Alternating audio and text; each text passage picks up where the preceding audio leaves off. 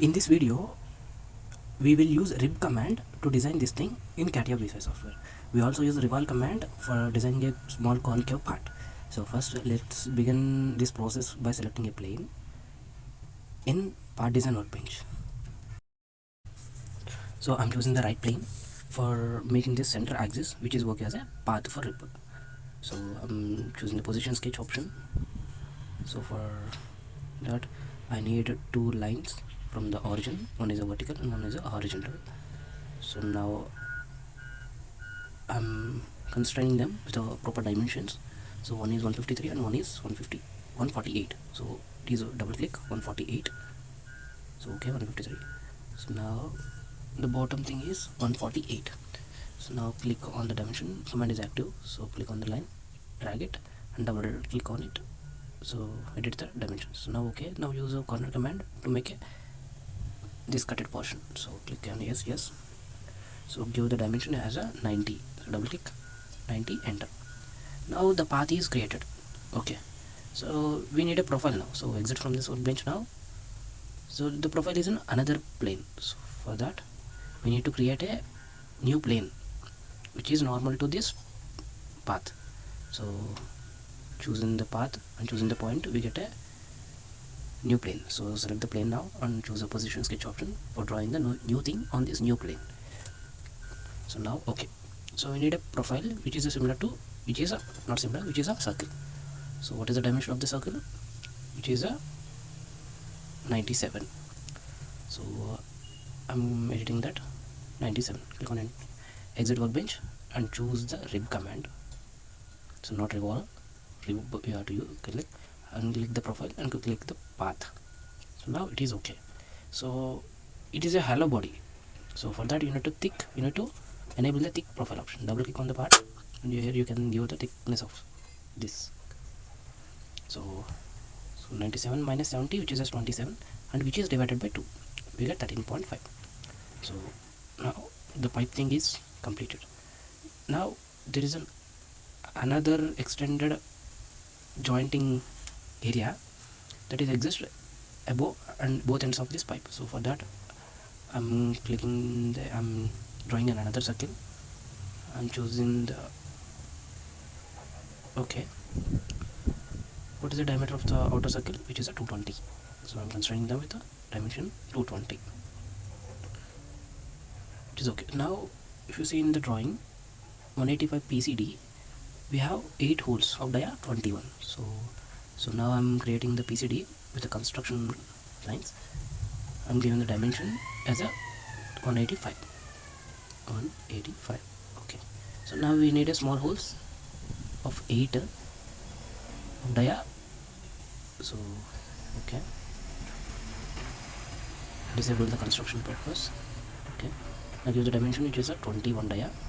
Double click 21. Okay, now I'm rotating, that means arraying this thing, rotating this thing with this center point as the origin.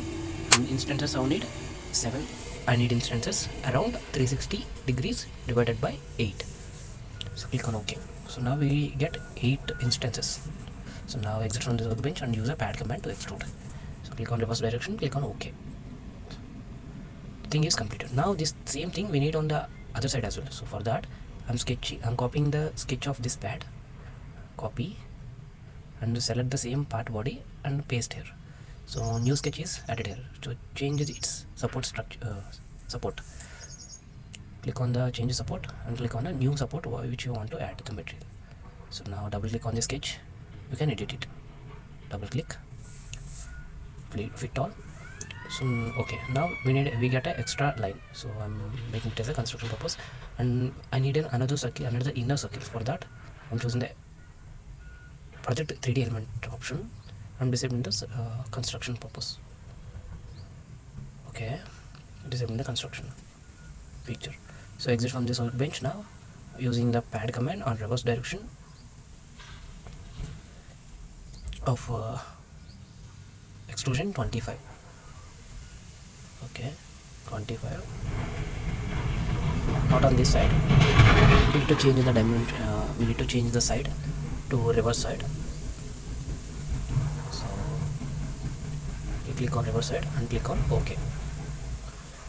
Okay, so now in the drawing, this side the hole is dia is 86. For that I'm choosing this plane and choosing another circle of diameter. How much it is? It is 86. So double click 86. So it is 86. Exit. So now use the pad command after 22. 22. On enter. Okay. Now the major thing has completed. So switch to right view or front view. So here there is a concave part, so which is around these two mates. So we have to design that thing.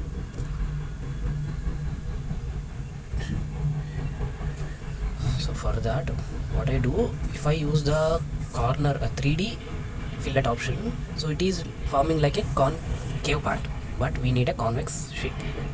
So let's see with the 3D fillet option. So here you can see it is forming like a concave part, sorry, convex part. So now we need a concave part. So what we do, so I'm choosing the front plane or right view. So I'm extracting these edges now. So okay, for that we need to sketch. We need to be in a sketch option right now. So okay, so we have to extract the edges of top one and the cylinder and the pipe as well. Okay, so which is not possible by this thing. Project 3D fillet option. Okay, so now we need to draw a arc of which is a concave shape. So by center, click on this line and this line, we get our arc. So now let's give the dimension. What is it is? Which is a 16. So double click 16 or enter. Now there are too many things that we don't need, so we need to cut them using the trim command. Okay, so central line I have made it as a construction purpose. So then after I'm choosing the quick trim option for removing the unwanted parts.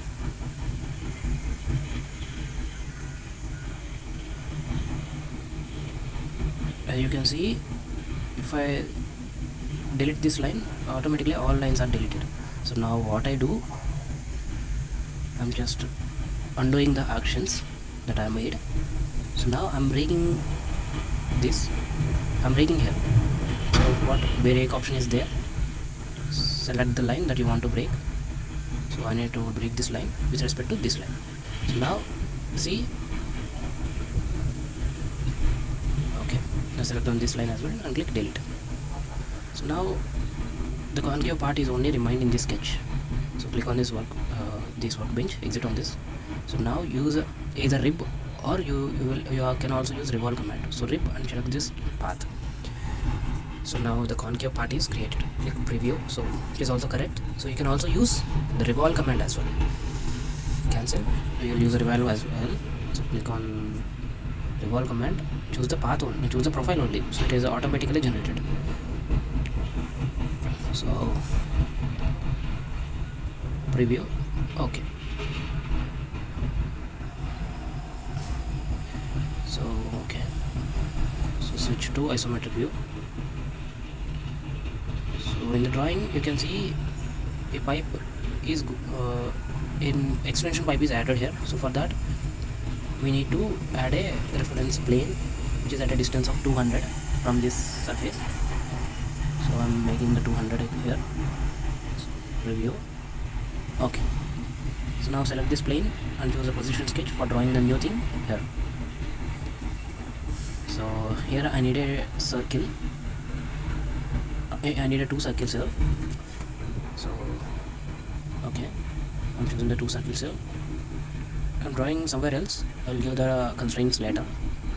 2 circles I need the same point, the same center.